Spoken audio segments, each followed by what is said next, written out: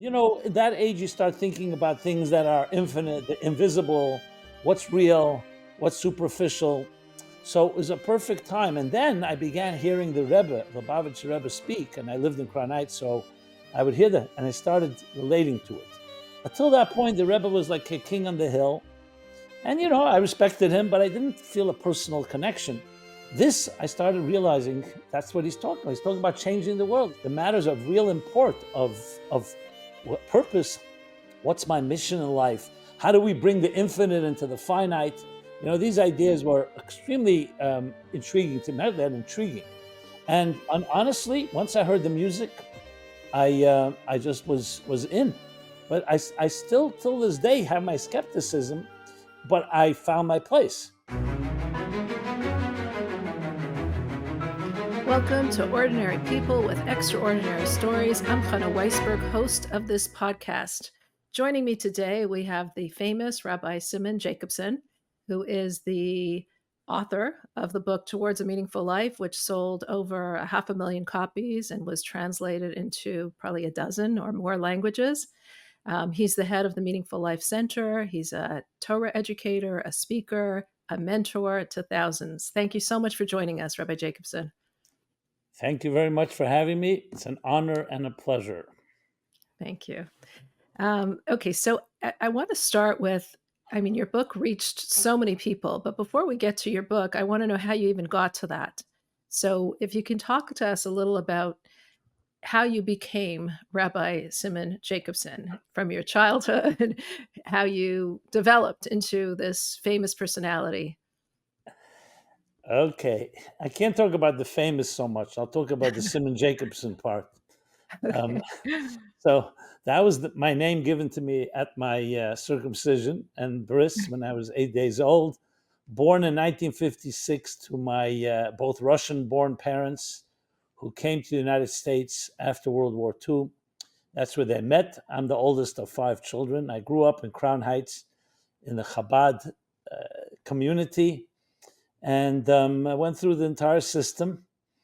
And long story short, my unique story is something of I grew up in a very obviously intense, observant home. But at the same time, my parents were very open-minded. My father was a journalist, my mother very well read. So I never had experience of dogma, and nothing was imposed upon me, which actually was very healthy for me because I'm by nature a skeptic. And so I was able to both grow up with this powerful experiences, but also absorb it and integrate it as I grew into a teenager. And to be very honest, I had my questions, I had my doubts, I had my struggles. But at the same time, I was blessed, a nurturing home, family. I did not deal with any particular trauma or violations, as people talk about today. So for me, it was really a very honest exploration. What kind of things were you skeptical about, or did you explore as a teenager? I'm sure some teenagers are listening to this and saying, "Wow, like he became such a rabbi and he had some questions when he was younger." How irreverent can I be? Absolutely irrelevant. Okay, so to be very honest, everything.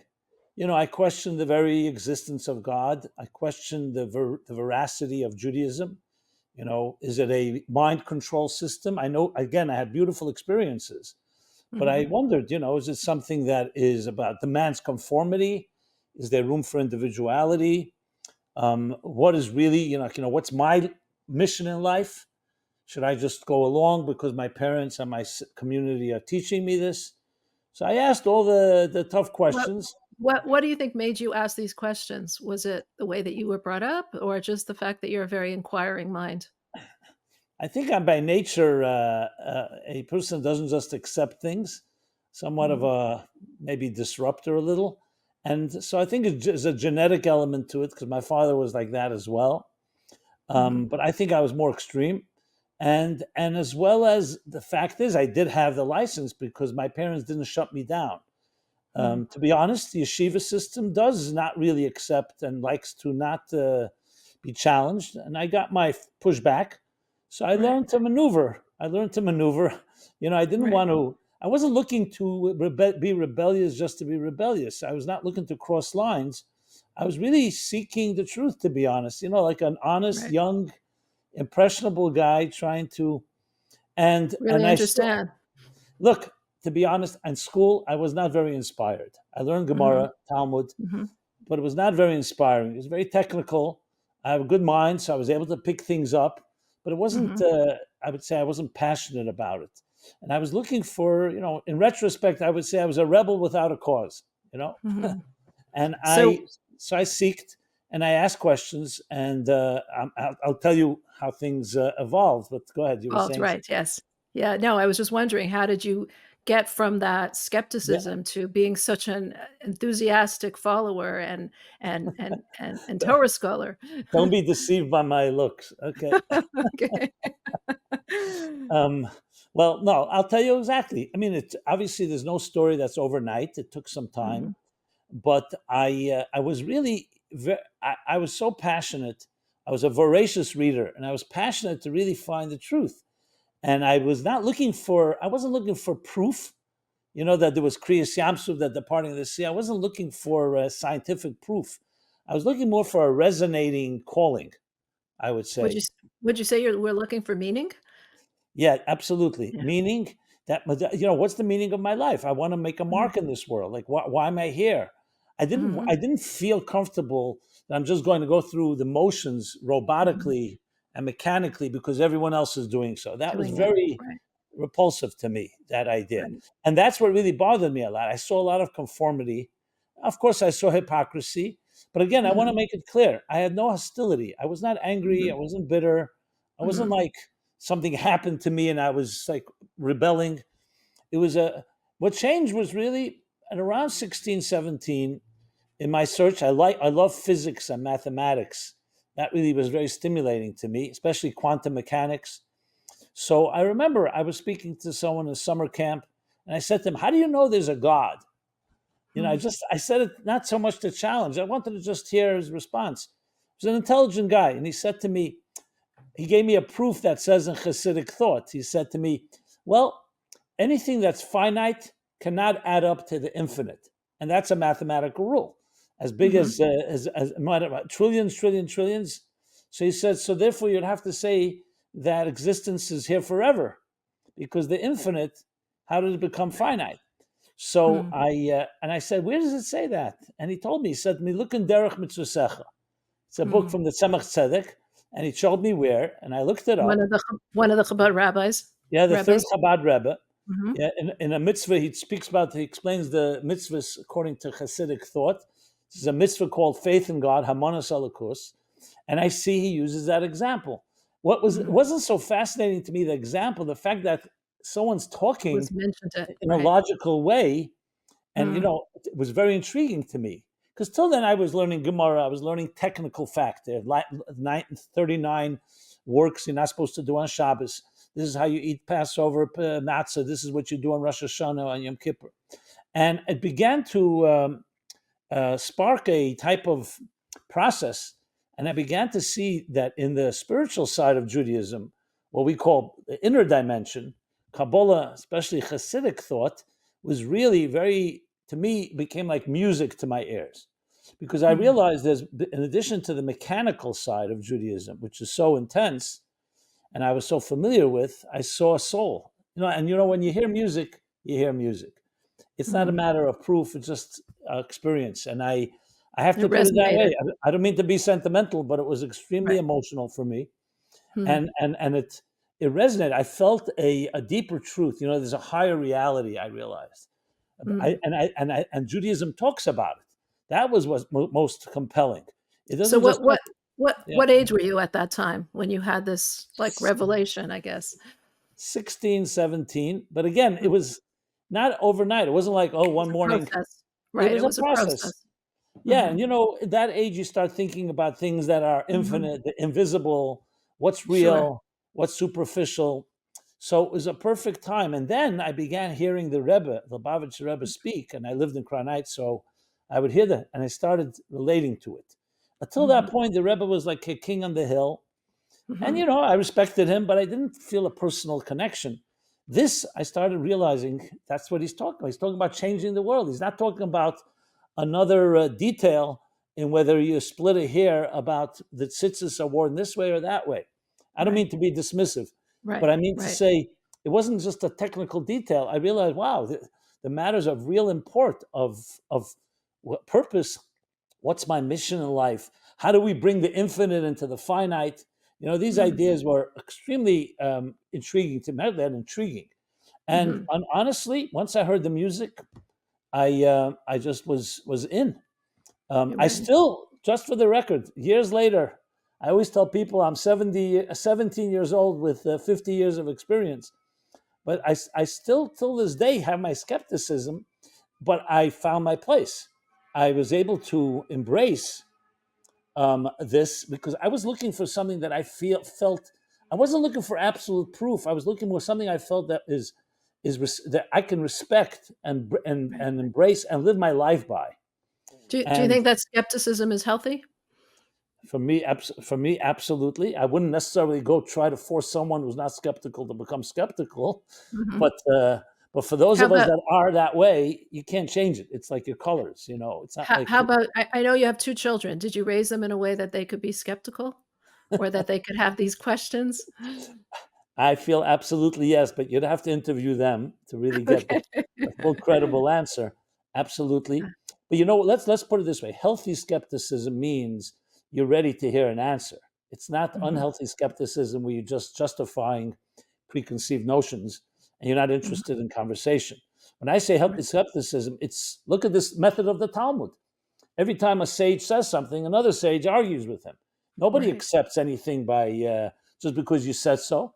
So right, I think a healthy intellectual discourse consists of healthy challenge. Again, not ego based, and not mhm, just to make a point, and not just to win an argument.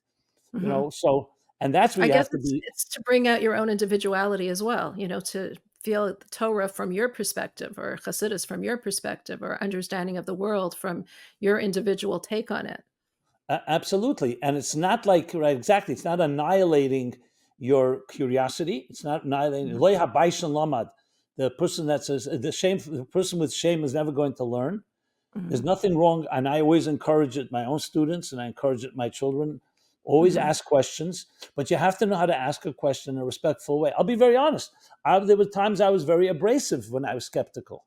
I was mhm, dismissive, and I was in a mhm, little way arrogant. And mhm, you have to learn how to balance it because if you have intelligence and you see someone that's not so, I had teachers that sometimes I felt I challenged them, and I saw they didn't have an answer, so I could, right, it gets to your, you can be a little arrogant about it. And mhm, I came to learn that firstly, you learn from everyone, but the silence people. I mean, look by Passover. What's the first thing we teach our children? Ask 4 questions, ask, right, and it doesn't mean just those 4 questions. It means provoke mhm, and challenge.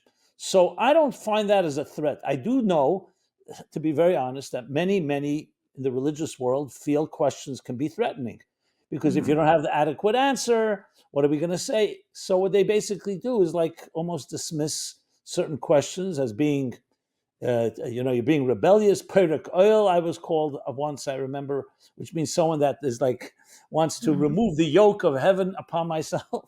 um, Right, wow. so, And but that didn't turn you off when you heard that? It didn't make you feel resentful when you heard these I, comments? I, I was amused, to be honest, Okay. because I no, It's I a good never way to took look it at that it. way. Because again, I was never abused. I was never like beat Right, up, but for right. asking questions. If anything, I remember once asking one of my teachers in yeshiva. I said to him, "Why do we need to learn all these details in the Gemara, the Talmud, these intricate hair splitting details? You can hire a lawyer to read the fine print in a Mm, mortgage statement or a credit card bill." right. And he came over, he gave me a slap, Oy. and he said, Perek oil. He's in Yiddish, he said. Perek oil means someone the opposite of Kabbalah cell. Instead of, Right. he says, from you we're gonna see trouble. And Ooh. Ah, full disclosure, I did not need therapy for it. I wasn't right. traumatized. I think Right. back and I said, I understand where he was coming from. He felt what I was saying was like really almost dismissive and irreverent, exactly. Right. but I knew where he was coming from. And today, like I went to him years later and I said to him, you remember that? He didn't even remember. I Mm, remembered. And I said to him, I was coming from a very honest place, sincere place. You should have just told me that, when astronauts go to space, every little detail matters because it's life and death. These right. technical details are not fine print in a mortgage statement. It's the Right. divine blueprint for life. So he says, yeah, Exactly. that's a good point. Maybe that will be how he'll answer his future students. Let's hope. And no, for example, had he said Right. that to me, I would have Right. I would have been elated. I would have loved it. Exactly. 100%. Uh, So it's interesting because you went from, a person who questioned everything to then in your late teens, early 20s to become a choser of the Rebbe, which is someone who transcribes the talks of the Rebbe. And well, tell us a little about this, but I find it interesting because this personality that was always questioning now had to go into this role of just absorbing and just listening and not having any of the questions for hours on end. Well, that's a great question, and I commend you for that. No, you're living up to what we're doing to ask. It's a great question, and I'll respond to it. I'll be honest. I think that actually my questioning side to me, my skeptical side, actually fed Mm, the rest of my life, and I'll tell you why. You see, once I responded to this music, um, I, I'm an extremist. I'm either in or mm, out. I wasn't mm, looking for something mediocre or half baked. Either if it's something that's really worthwhile, I'm ready to fight for it all the way. And that's mm, when I realized that I wanted access to the Rebbe, and I was very intrigued by the process of remembering hours of talks that he delivered on Shabbos and holidays, when no recordings are made and no notes are taken. And I just started hanging around there, like a type of incubator, if you wish, and just mhm. learning how to do it. And I was, it was a great challenge. And I just, So for those who don't know what you're saying, so the Rebbe would give talks. He would give what's called farbrengens on Shabbat, on Shabbos, and you would just sit and listen and try to really absorb it and try to memorize it so that it could be written down after Shabbat. I'll spell it out exactly. These talks sometimes lasted 4 or 5 hours, not in one shot, but with Mhm. breaks. But 4 or 5 hours yield around 100 pages. It's around 20 Wow. pages, double spaced, 8.5 by 11 per hour of speaking. I got Mm, it down to a science, and wow. we had to remember verbatim 100 pages of material without redundancy, and we were able to do 98, 99 out of 100 pages. Pretty good. Wow, Um, yeah, incredible. So yeah. so how were you chosen to be part of this elite group of people who did this? I wasn't chosen. I chose myself. I recruited Okay. myself. Right. Like, like Like you offered to do it. firstly you have to have the skill. It doesn't just Mhm. happen. And Mhm. clearly there's a gift involved, but I also worked Mhm. hard at it. And I Mhm. just began. I started joining the group. It was called, as you mentioned, Chayzrim. Rabbi Mhm. Yoel Khan was the senior Chayzer from when the Rebbe became leader in 1950-51. Mhm. And I'd start help out. I'd help out as they reviewed what was said on Shabbat on Saturday night. I would weigh in, and I became better and better at it till the point that I was embraced by this group as someone reliable. How many people was it? People who could actually do that, 3, 4 people, but Wow. 20, maybe 30, 40 people would come every Saturday Mhm. night. We'd come Mhm. together and compare notes, and people would. But to be able to repeat from beginning to end, that was very rare, not easy at Right. all. So Um, how did you do that? How did you manage to do that? want some trade secrets? Um, Absolutely.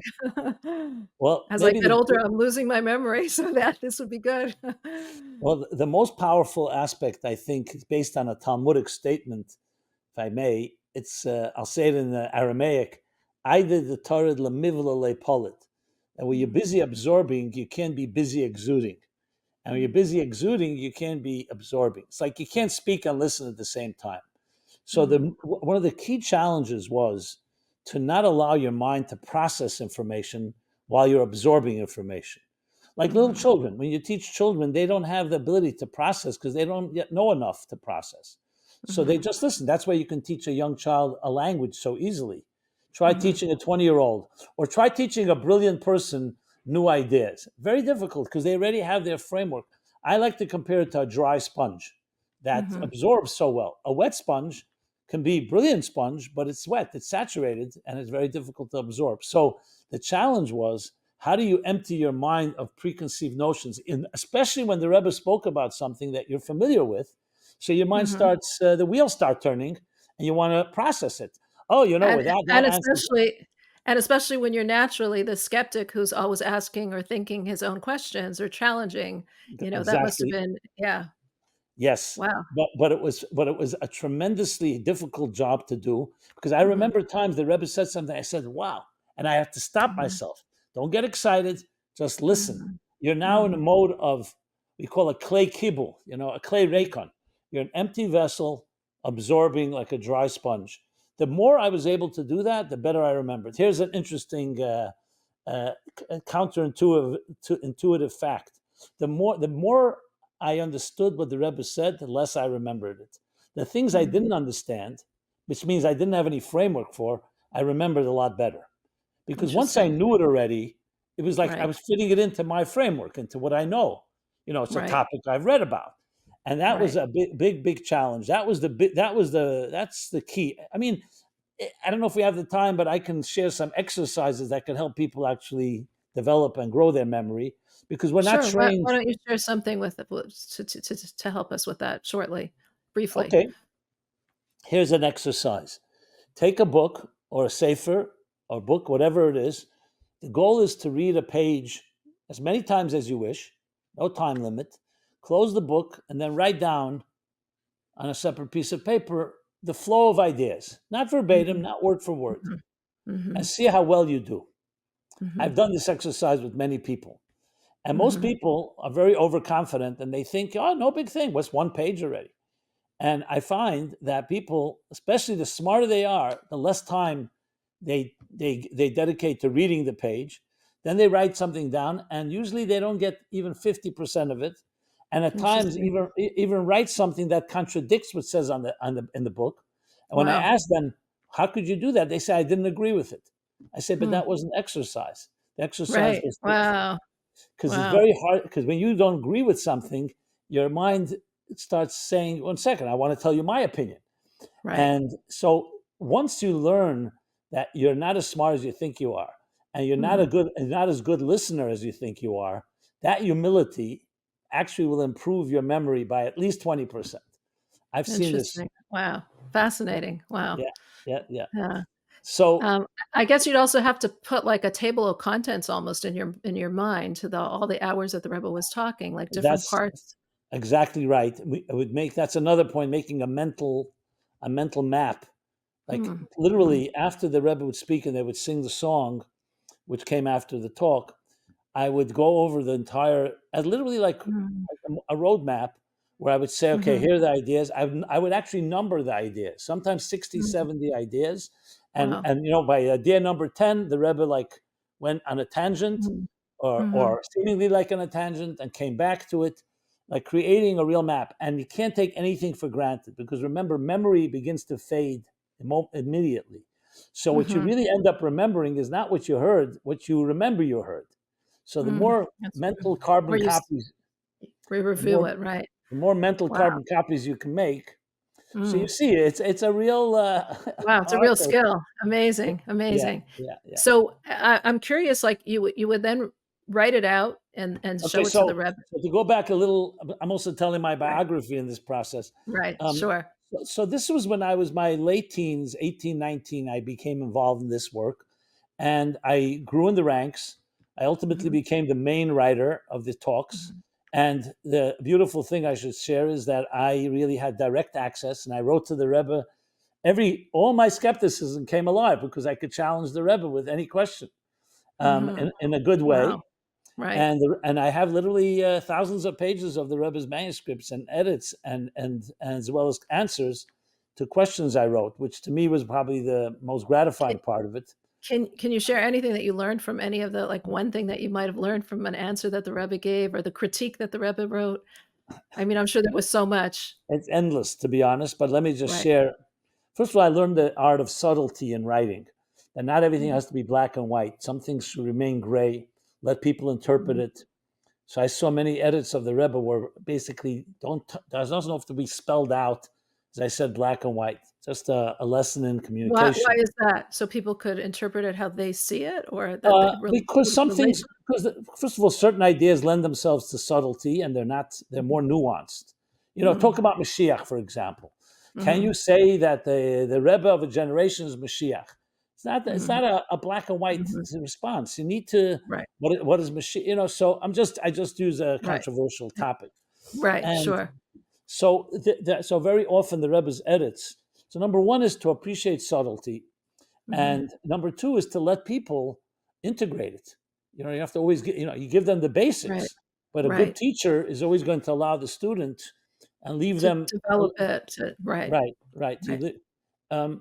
That's just a general principle. Specific Mhm, things, well, precision, the Rebbe's precision, unbelievable, like a surgical precision of ideas. To learn how every word matters, and mhm, the Rebbe would catch every mistake, and was mhm, sometimes very sharp about it, which I always took in a good way, mhm, because the Rebbe's, the standard. So I learned that. Also, a type of positivity. The Rebbe never used the word, this is known, the Rebbe never used the word evil. He would say not right. opposite of good, not good. Mm, He mhm, also, for example, there's an interesting nuance where the Rebbe would write often, usually is an expression we all use. Let's say Shabbos, for example, is not only a day of pleasure, it's also a day of joy. Okay. mhm, So it's a statement we all say. In Yiddish or in Hebrew, you'd say loy rak, mhm, Elagam or something. mhm, And the Rebbe would always cross that out and write, in addition to also mhm, this. Now, frankly, in the English language, what's the difference between not this, not only this, but this, in mhm. addition to this? But that word not on something that was a positive, the Rebbe didn't want to use a word not. So Moses Do was not just a teacher, he was also a prophet. The Rebbe would say, no, mhm. in addition to being a teacher, he was also a prophet. So you So don't it's wanna negate it in any way, I guess. right, right. So it's a Wow. it's very nuanced, but Mhm, but it also teaches you to be don't just be flippant with words. There's everything mhm. has. I'm just Such giving you some exact general things. There are specific, right. many specific things. I mean, Right. I don't know who I'd be today. The way I think, the way I solve problems, the way I look at a problem. Like very often, the Rebbe would say, you have to work it out. He wouldn't give you the answer. He would say to you, here are the basics, and you now develop it. So Mhm, it's a methodology, I would say. I mhm, learned a lot of mhm, methodology of how to think, how to analyze, how to answer a question, how to ask a question. So a lot mhm. of that, I don't know, but in addition, of course, to very Amazing, many right. specific things. Wow, very Yeah, interesting. So yeah. is that what led you to coming to your book, to writing your book? Okay, so long story. This is now, we're talking the late 70s, early 80s. 1980, I began writing formally. The Rebbe had a stroke in 1992, Mhm, unfortunately. So my life, in a way, my career stopped because my whole life orbited around the Rebbe's talks and he's mhm, not speaking, sadly. So I had to at that point, I was already 35 years old. So it's not old, but it's not young, and that's mhm, what all I knew how to do. So I sat down and thought hard and long, what's my calling? And I mhm, realized all these years that I've been working on these talks have trained me, besides the research and the knowledge, also the experience. And I knew God had also blessed me with the ability to communicate to audiences outside of the framework of language of Torah or or a Talmudic language or even Hebrew or Yiddish. So began my second stage of my life where I began What to be the. what what what taught you how to do that? Because you grew up in the family that you grew up with more openness? I think again it's a combination of nurture and nature. Mhm, mhm, I think I'm wired that way. I always thought that way. I think part of my skepticism was part of that. That mhm, I didn't just buy into it. I always like mhm, challenged the very principles I grew up with. mhm, So in a mhm, way, made me very. I relate to people. I mean, people call me today the rabbi of atheists. As mhm. some people call me, because I know how to relate to a skeptic very well, because I Love that. myself am that Right. way. So I Mhm, think to be able to communicate in universal language, and in terms that are secular language, you need to be able to think out of the framework of the conventional Torah Hebrew language. That's the nature of Mhm. it. And Mhm. I was just wired that way. I always knew that's the goal. Even when I was Mhm. working in so-called behind library walls in the more research and scholarly level, I always knew Mhm. the goal was, we know the rule, the what is the motto of Chabad? Yefutzu ma'asecha chutza, which is to distribute and disseminate these inner well springs, chutza, to the most outskirts, which means not just in space, but also in idiom, to different paradigms, to people of Mhm. different backgrounds. So to me, that Mhm. was a natural. And also growing up in the home of my father, a journalist, I was always exposed to all types of people. So I was very comfortable to be in environments that were outside of my own community. And so Mhm. that all combined together, God puts you in the right time, the right place. Mhm. And I really felt very strongly inside my heart that everything I was trained to do was now, okay, all these thousands of hours you worked on these Rebbe's teachings, why don't you bring it to the world? Why instead of 1,000 or 2,000 people who read the original talk of the Rebbe, why don't you Mhm. bring it to millions of people? And Mhm. and I used to hear all the time from friends and colleagues in the secular world. And they would say to me, the Rebbe's so brilliant, he has so many ideas. How come there's no book? I mean, the best we had was a Mhm. translation of Likutei Sichos, which is the Rebbe's talks in English, which Right. required, first of all, the knowledge, required the language. It was a literal translation. And I Mhm. said to myself, exactly right. If you don't have a book that in some way presents these ideas in a way that someone could read it without having to break their teeth over Hebrew or Yiddish or concepts that are abstract and unfamiliar, so I felt, I knew in my heart that there must be a book. I Mhm. had no problem with someone else writing the book, but I just went ahead. In 1994, 2 years to the day when the Rebbe suffered his first stroke, it was the second stroke the same day. That struck me as very, what should we say, serendipitous, hashgacha Mhm. prat. I don't know. Something about that said, I don't feel I'm doing what I should be doing. And I remember it was the Rebbe's birthday. I'm telling you exactly what happened. It was the Rebbe's birthday that year, Yud Aleph Nissen, the 11th of Nissen. I locked myself in my office. I took a little Olympic audio recorder. Remember, there's no technologies that we have today. Mhm. And Sure. I knew the best way to get beyond writer's block is just record, just Mhm. say everything. Mhm. And I just did that for maybe 7 hours Wow. with a few breaks. I just said, okay, what does the Rebbe have to say about women? What does he have to say Mhm. about technology? What does he say about economics? What does he say about life, about death, about Mhm. birth, and I didn't yet have a structure for a book. I just started like so-called, I started downloading info Mhm. into this recording. I gave it to someone to transcribe. I read it. I hated it, of course. And Right. therefore I started editing it to make Wow. it. And that Wow. was that period. And then that June was Gimel Tammuz, the day of Mm. the Rebbe's passing. So I already had a manuscript then of a first Mm. draft of the Rebbe on all these different various topics on life. Mhm. Mhm. And it's a long story, but briefly, it was divinely ordained, I can tell you, that I happened to meet an agent, a big literary agent, Richard Pine, who then in turn immediately had seen me on television the night before. Don't ask. The confluence of events was Wow. complete, completely beyond my control or plans. And he literally, when I walked into his office, someone introduced me. He said, "Were you on Charlie Rose last night?" And I said, "I was," because it was Hey Tammuz, 2 days after Gimel Tammuz, literally 1994, that summer. I was on a talk show, Charlie Rose, about the Rebbe, together Wow. with Ari Goldman of the New York Mm. Times. And he says to me, I never watch it, but my wife said, let's watch Charlie Rose tonight. Why not? He says, I watched Mm. it. His words to me. I have to tell it to you because it's really amazing. He said to Amazing. me, meeting is over. Whatever you have to say, we're going to get a book published. I didn't even sit Wow. down. I said, don't you want to look at the manuscript? He said, no, you're a communicator. I can tell. You know what you're saying. It's good for the Mm. Jews. It's good for me. So I asked him, are you a closet Chabadnik? He said, Right. no. He said, I'm a conservative Jew. I live in Westchester. And I just know this is it. The Pope, Mm. Lahavdil, had just given out his big book, came out then, like 9 million books were printed. The Pope, I don't know, the last Right. one. And he said to me, not the Pope, but the Rebbe should be the spokesman for the world about the Mm. vision of what God wants of us. Those were his words. Incredible. Yeah. Wow. And Incredible. I said to him, so let me leave you the man. He said, okay, leave it. Within days, he had an agreement, a deal with William Wow. Morrow.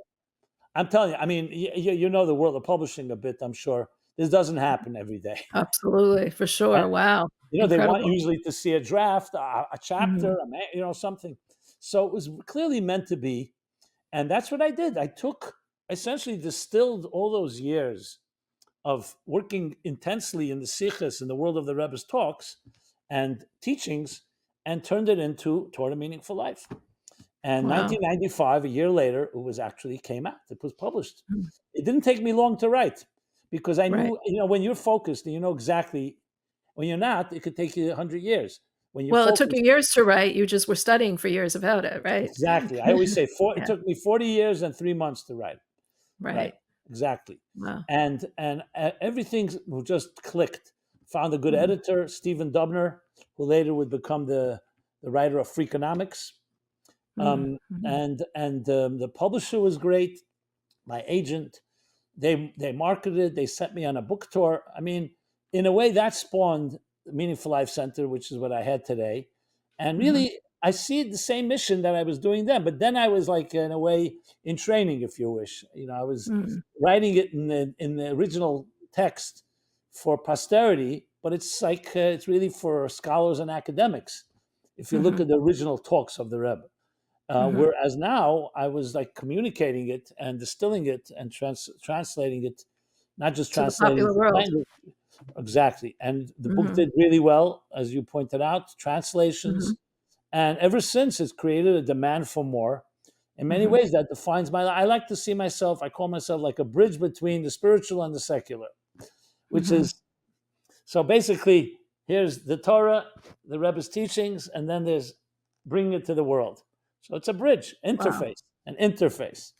Right. And you called it Towards a Meaningful Life. So what would you say is the most important ingredient for a meaningful life? You have all the great questions. Okay. I'll use a business example. Having a mission in your life. No Mhm. business, no organization, no entity or enterprise can function without a mission statement. Mhm. So you always ask people individually, I said, what's your personal mission statement in life? So most people say to be happy, make money, have a good family. That's too generic. A mission has to be unique, that you and I and every person listening and every person on this earth has a unique and indispensable mission for which you were sent here. And that Mhm. mission includes all your skills and your talents and your personality and your opportunities and the people you know that are directed towards some way of making this world a better place. What It we has to use be in, one thing? Like, what if a person has a lot of diverse skill sets? I mean, so you let me you've ask you've you. incorporated all of them into who you are, but let's say people have a lot of different interests or skills. So I've done a lot of research on what mission statements are. Google's Mhm. mission statement, for example, is to organize all the information of the world and make it readily accessible. It's never Mhm. changed. They have Mhm. hundreds of thousands of employees, billions of dollars that they make. So a mission can be very simple and remain the same. How you apply that. Like, for example, in my case, I would say my mission is to use my communication, psychological, and knowledge skills to help people find their mission, to help people clear away Mhm. the obstacles to allow them to live up to their calling. So Mhm. that's a mission that's been since I'm 17, 18. Right. That what's Right. changed is, am I doing it in Hebrew, in Yiddish? Am I Right. doing it through Toward a Meaningful Life, or I'm doing it in a webcast with you? Right. That's already Right. so. In other words, you have to distinguish between mission Mm. and the ways you implement. That, of course, changes. You have to constantly Mhm. adapt. Now, but it's a good question. Can a person change their mission? I really believe not, but Mhm. you have to make a case why. I mean, I don't know how you would define your mission, but I see what you do. I think there is a common denominator between everything you do, but it can Mhm. be very different. Now you're doing a podcast. Sometimes it's Mhm. through writing. Sometimes it's through counseling. It, Mhm. it ultimately comes back to, and let me take the Rebbe's cue. In Mhm. 1951, when he became leader, he made it clear. He said, this mission of our generation, the seventh Mm. generation from the founder of Chabad, Rabbi Zalman the Alter Rebbe, like the seventh Moses from Abraham, is to bring the Shekhinah, to bring the divine down to earth through the coming of Mashiach. After Mhm. all the work that was done, now every word the Rebbe ever uttered and he wrote and counseled can always be traced back to that mission. To that. Wow. That So really I mean, that really makes you think, what is your mission statement? But I mean, as women, I think we also there's so many stages in our lives. There's stages when we have young children. There's stages, and I'm sure a lot of women are listening to this of thinking, course, so maybe our mission changes as we go through the stages of our lives and we're reinventing ourselves or reframing what we are doing in our lives or what's important or taking the most time. that's a good way to put it. I would say it's like this. I mean, I don't want to speak for any woman in particular, but if a woman's mission is, I want to bring up my children to really allow them to spread their wings and bring their unique light to the world. Okay. Mhm. So, of course, that's different how you do it when they're still nursing and when they're Mhm. 10 years old and when they're 20 years old. But even today, when you have children and grandchildren, they not may no longer be in the educational stage where you're training them, but you Mhm. still are that mother that shaped their lives that way. So I think Right. if you're talking about the different stages in mothering is one thing, but the Mhm. overall mission, what is a mother's mission? What do you want to achieve with your children? It's not But a maybe as specific, they get older, I have more time for my own personal okay. missions or my own personal fulfillments or so forth. Well, that's a great question. I would say that ultimately, I think women that are most happy are able to some way balance the two. I understand Mhm. children is a full Mhm. time job, Mhm. and you Mhm. can't be busy just having a professional career. But Mhm. I'll take an example of your type of work. Mhm. I'm sure even when you had young children, you did not at all ignore your own talents. You may not have had all the time to do it all, Right. but Right. in many ways, I find mothers who tell me, they're writers or they're musicians. They say, "So I sang to my child." It didn't always Right. take on the shape of a full blown Mhm. job, but Mhm. I do think that it would be helpful for a woman to integrate, even when she's mothering, not to lose her identity. I'll Mhm. give you an example. My own wife, Mhm. Shandy, when we Mhm. married, she was a accomplished pianist. She played piano. Mm. She taught Interesting. piano, and I remember we had a piano. I said to her, even when we had babies and she was taking care of them, I said, you know what, in the morning, even though I was busy, I said, why don't you sit at the piano? I was really like passionate that she should Mm. continue. 'Cause Continue. not Interesting. only that I enjoyed the music, but I felt Mhm. it's why give up something that's your part of your passion? I even Right. encouraged her to actually go to school for it, but that didn't work out. But I Well, that's think part of your passion, but not necessarily your mission, right? right, right, right. So yeah, but in a way, bringing It music doesn't. into the world. Look, Mhm. as we both know, there are people who their careers are very selfish, and they Right. essentially excludes everyone else. They have no time for a Mhm. husband or for a wife, and no time for children. We're not talking about that. We're talking about Mhm. someone whose life is dedicated to what God wants of them. And God Mhm. wants of you not only to be a mother, but also to Mhm. use your talents in the process. Why not be a Right. creative mother?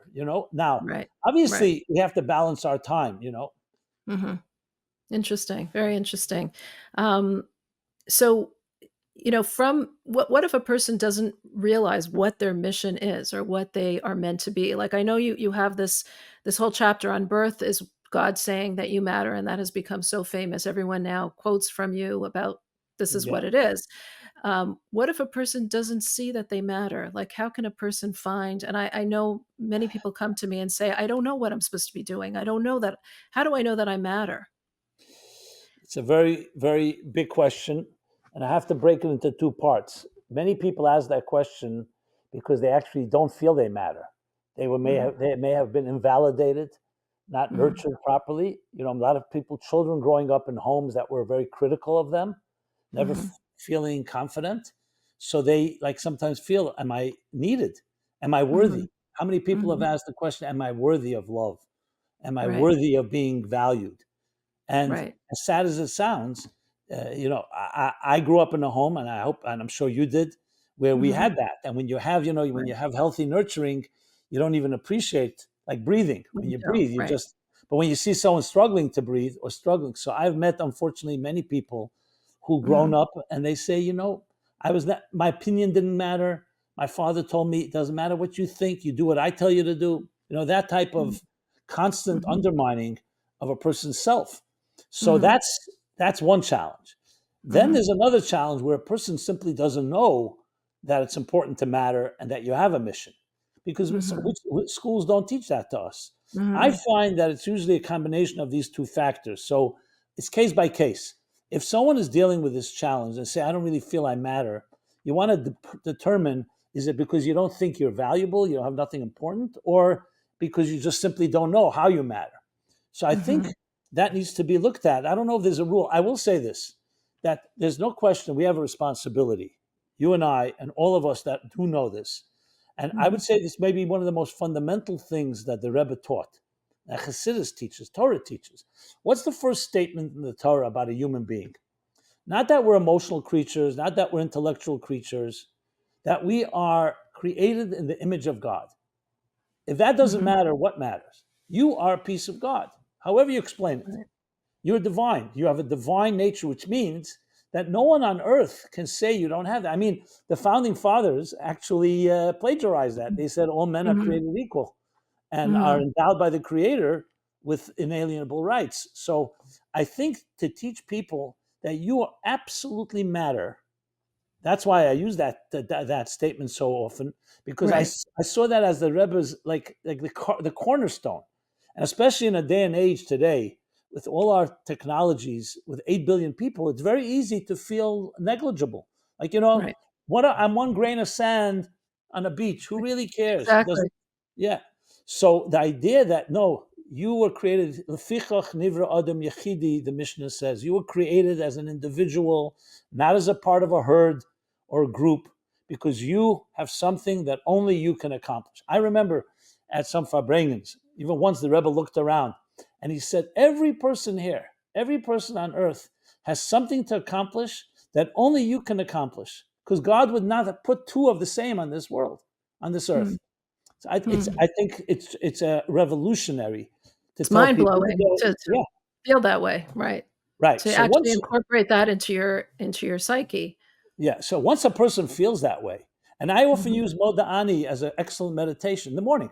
Moda'ani lefanacha, I acknowledge to you, I show gratitude for returning my soul to me, which means renewing my contract, giving me my soul again, refreshing my life, and giving me the opportunities of a new day to accomplish what I need to accomplish.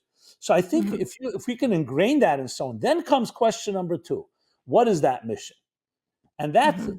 I have some formulas that I worked out for this, because I wrote a course called How to Find Your Mission in Mhm. Life. So it comes down to really self-awareness. Like, if I decide I want to become a carpenter and I can't even have two left hands, that's not my mission. Mhm. So you have to see your skills, you have to see your opportunities. I grew up in New York. I know how to write. I can speak. Doesn't matter how good I can, but these are skills and certain, we call it hashgacha pratis, the coordinates of my divine life, of divine providence of my life. You have to look at Mhm. those coordinates and say, okay, so how can you use them toward what we call making a home for God in this world? So Mhm. for me, I obviously I found it, but it's not as difficult as it sounds if a person is committed to finding that mission. To be Mhm. honest, what the biggest challenge is? We're already in the rat race. You're already traveling 90 miles an hour. I have a full-time job.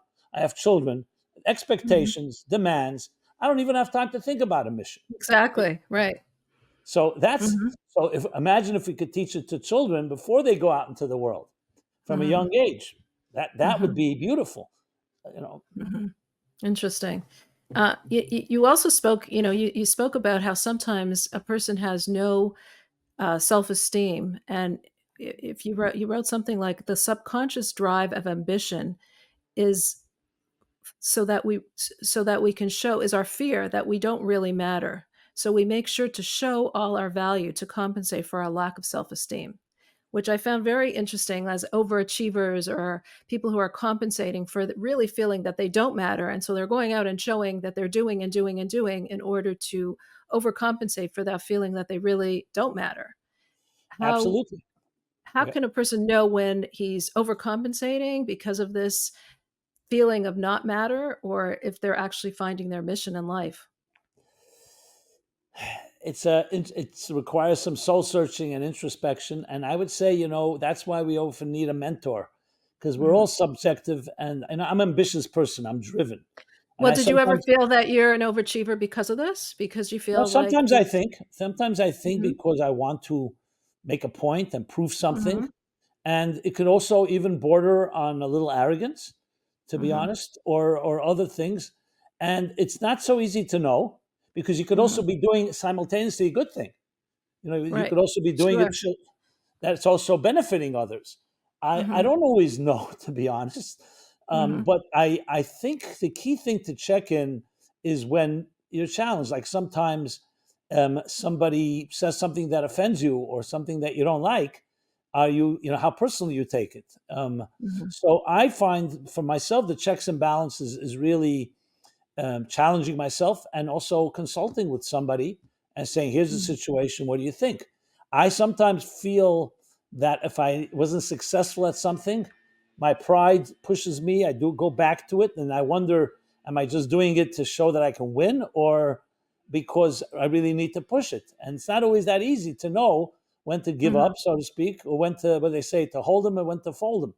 Um, mhm, and it's not always that easy to know. But mhm, sometimes it's not that difficult because you can see, look, in Judaism, we're not looking to destroy the ego. mhm, We're not looking to annihilate the ego and that we're all completely selfless. Is the concept of using the self toward the right, harnessing it, so to speak. mhm, But you want to make sure it doesn't go overboard, and you want to make mhm, sure that the ego is not more powerful than the cause. So it's a excellent question. I don't really have a complete formula. I'd say it's case by case, and you look at different situations.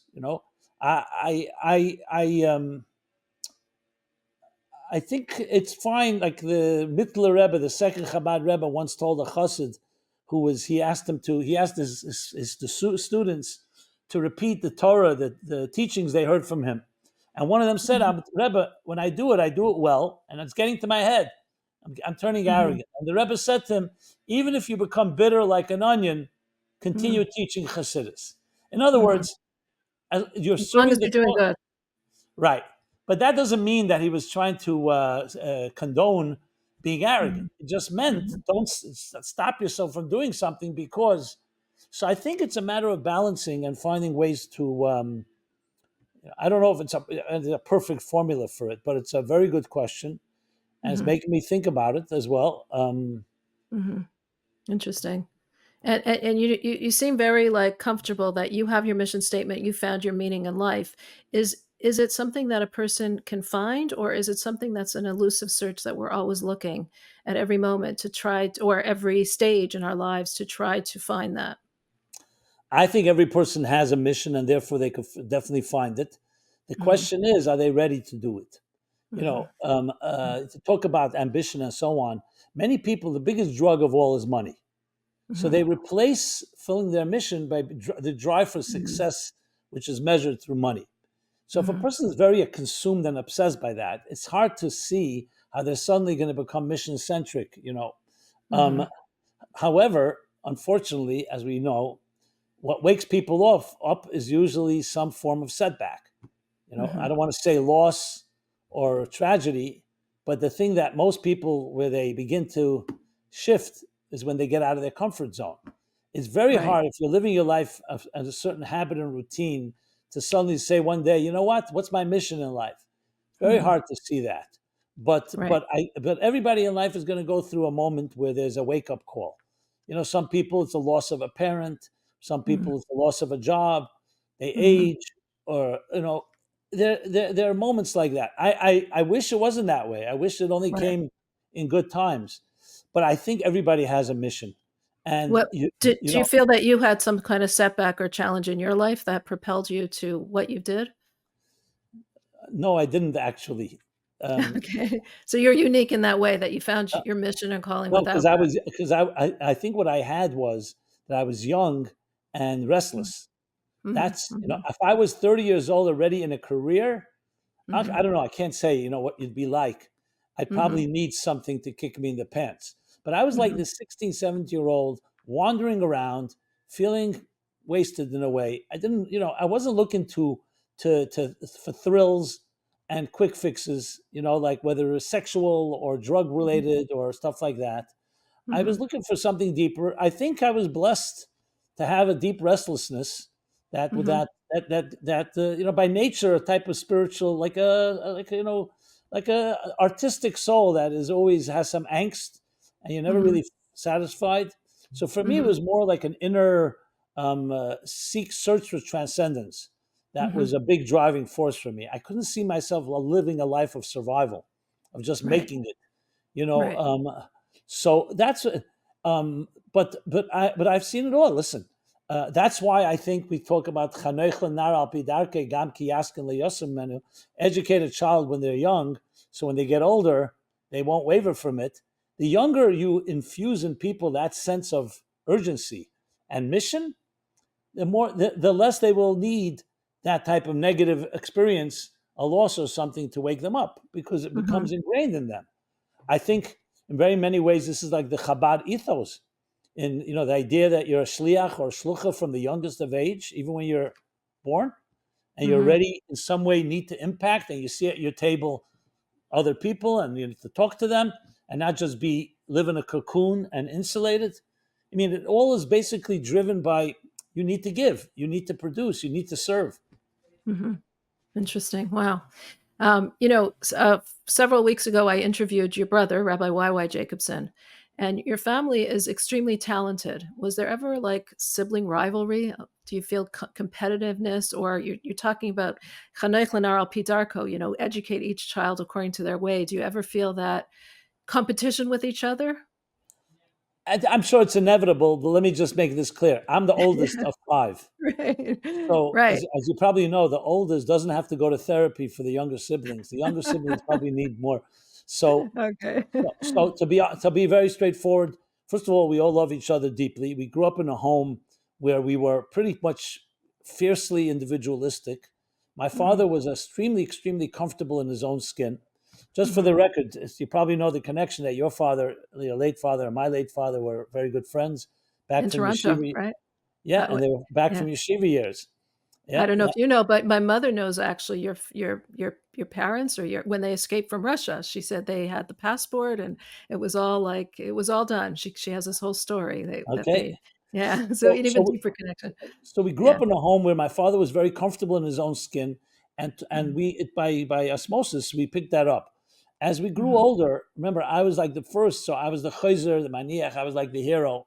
So in many Mhm. ways, my siblings grew up. I don't want to say in my shadow, but I'm sure there's Mhm. some feelings.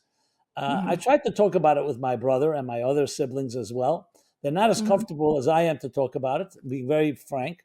But there is, my brother Mhm. is brilliant. He's Mhm. excellent at what he does.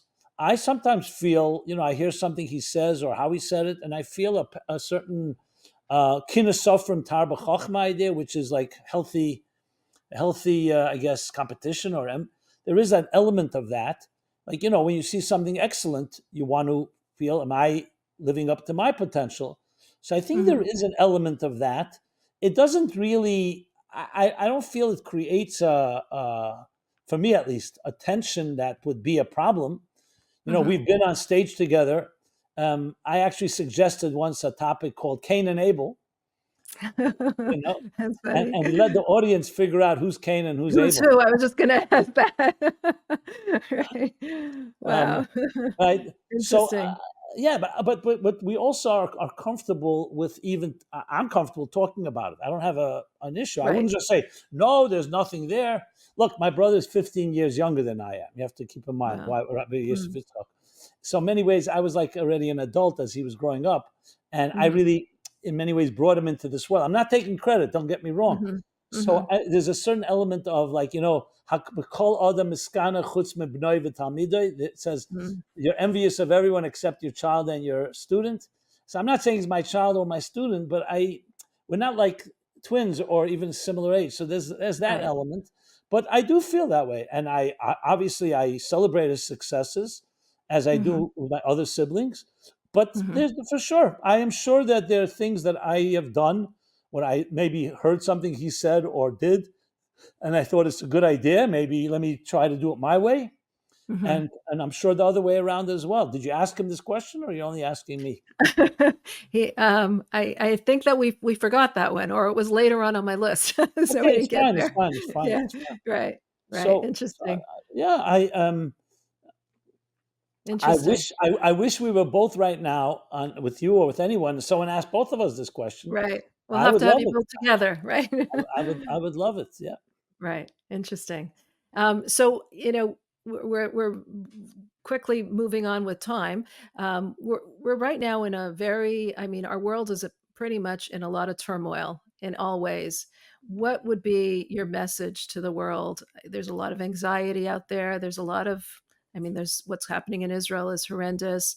The hostages are still not back. What would be your message to people, and has your message changed over the years? Well, the second question is even better. Well, let me Right. say this. I think the Jewish people, as a macrocosm, are a tremendous lesson for each of us as a microcosm. We've dealt with every possible turmoil in history, starting Mhm, from Abraham with his adversaries, going all the way to the Jewish people in the terrible bondage and slavery of Egypt. You go through history, whether it's Babylon or the Romans or the Assyrians or the Persians or the Greeks or the So Spanish. so we just feel unique in the turmoil of our world? We're not really unique, but well, the suffering has always been there. We just No, feel no, like that's it's not what I was trying to say. I was right. saying, but what have we learned? So the verse Mhm, in Exodus always jumps out at me. "Kashayana esam ken yirba v'chen yifretz," mhm, that the more they were afflicted, the more they thrived and they flourished. mhm, How do you get that? How do you get that? So, two examples that come to mind: when there's a storm at sea, you use the word turmoil. It's a good word. mhm, There's upheavals. What do you do in a storm at sea? You need to have a strong ship. The story of the flood in the Bible. So mhm, Noah needed an ark, and the ark, mhm, actually, the Baal Shem Tov says, is like the words of Torah and tefillah, of Torah and prayer. So you need a strong ship. You need strong foundations. That's the only way to counter turmoil around you. So mhm, the key is not whether there's storms going on; it's how you navigate them. A good mhm, swimmer doesn't avoid storms. A good swimmer knows how to navigate. I think of the expression every time you go on a plane, they say, put on the oxygen mask first and then put it on someone else. You need right. to strengthen and reinforce and bolster your own. What do you stand for? So, whenever Mhm, there's more challenges out there, the more you need to strengthen your own foundations. And what are the mhm, foundations? Your values. The God you believe in. What are you ready to fight for? Because it's so easy to be swept away by the vicissitudes and the mhm, twists and turns of life. Just look at what's going on in the world, like you said. Think about Israel, mhm, October 7th. Your mind can go crazy. mhm, And what's going to happen tomorrow? People are under threat. So either you have to escape from it by avoiding it and going into denial, or you dig deeper and say, 1 second, I have underpinnings that have survived this and much more. And it's the mhm, time where you have to strengthen what you really believe in. I mean, mhm, that is always the secret to not just survival, but thriving. Like they say, you were like a tea bag. You don't know how mhm, strong you are until you put into hot water. And once you put mhm, into hot water, it has to bring that out. That to me is the secret for every dealing with any challenge in life, especially mhm, the ones that we're facing today. Um, mhm. because when you have that, then you have a stronger force to hold on to, even when the storms around you are blowing and can completely overwhelm us. Right. Wow. So that, I guess that's a message that has always been there. It hasn't really changed. What it changes is, I'll tell you where it changes. It changes two things. Firstly, the particular circumstances, because the Holocaust 80 years ago was different than other challenges, Mhm, or now what's going on in Israel, or the anti-Semitism across the United States, or mhm, other uncertainties around us. Second, it changes the tools. Today we have mhm, technology. So with mhm, technology, for example, technology could also overwhelm you, or you can use it like we're doing now, bring a message of hope and strength. So I think right. what changes is like a little like we spoke earlier about mission. The Mhm, fundamental doesn't change, but how you do it can change. How you mhm, speak to your children today. There's a lot of things that we have available to us that once didn't exist. You mhm, know, uh, And I have to mention the fact that we do have also that freedom. My Mhm. grandparents and great grandparents, as yours, were running for their lives. You know, so Absolutely.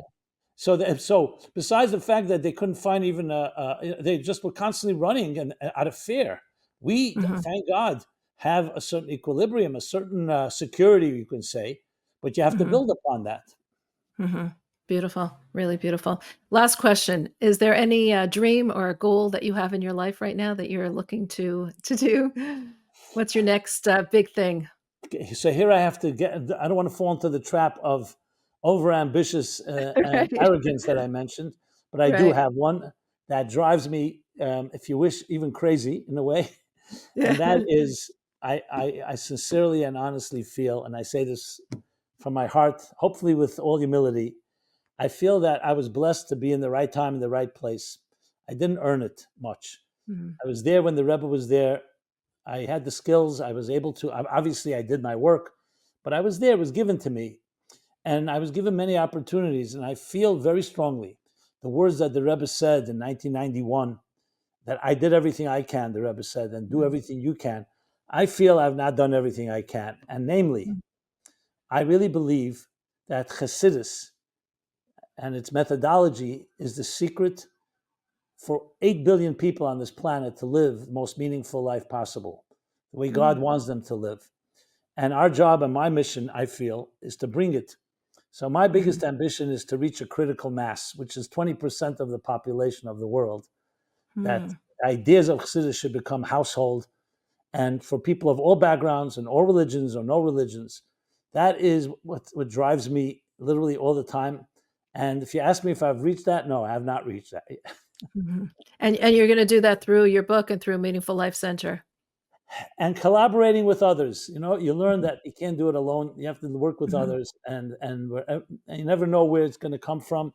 You keep planting seeds, mhm. but that in a way is that's what keeps me very young.